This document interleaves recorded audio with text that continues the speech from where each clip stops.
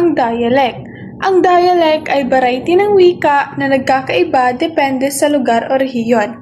Halimbawa nito ay ang maupay nga aga na ginagamit ng mga waray sa silangang Visayas. Ang ibig sabihin nito ay magandang umaga.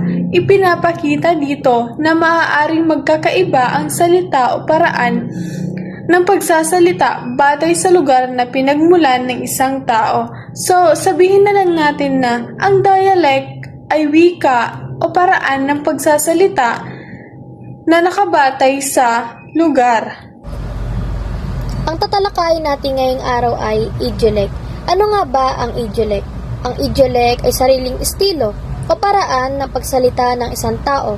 May iba't iba tayong paraan kung paano tayo magsalita. May sarili tayong tono, bilis, at mga salitang nakasanayan na rin natin. Halimbawa na lang ng kaya natin to. Ito ay parang pahayag na madaling sabihin ng isang tao na naging natural na rin sa kanya.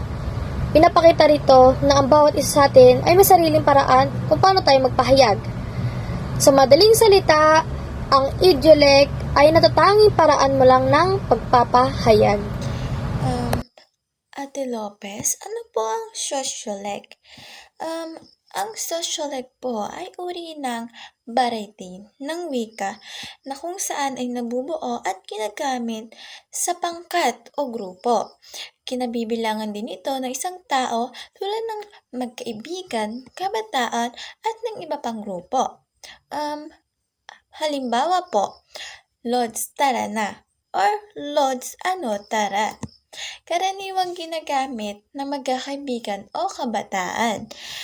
Ang Lods po ay isang informal na tawag sa kaibigan o kapwa. Kaya nagpapakita ito ng wikang ginagamit ng isang particular na isang grupo.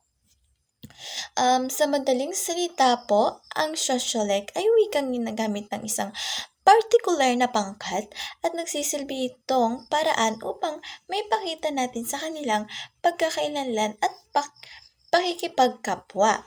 Opo, tandaan po natin na ang sociolect po ay isang grupo or society. Ang susunod naman ay i-collect. Mula sa pahayag na Nay, kakain na po tayo. Ang konteksto ng pahayag na iyon ay ang salitang ginagamit sa tahanan o pamilya. Sa madaling salita, ang nanay o nay na wika ay isang i-collect dahil ito ang wikang ginagamit sa isang tahanan o pamilya. Ang panghuli naman ay ang register at ang salitang halimbawa nito ay ang pakisuri ang presyon ng dugo ng pasyente. Ang halimbawa ay ginagamit sa larangan ng medisina. Sa madaling salita, ang register ay ginagamit o naaayon sa sitwasyon pang-profesional. Ayun lamang po, hanggang sa muling talakayan natin!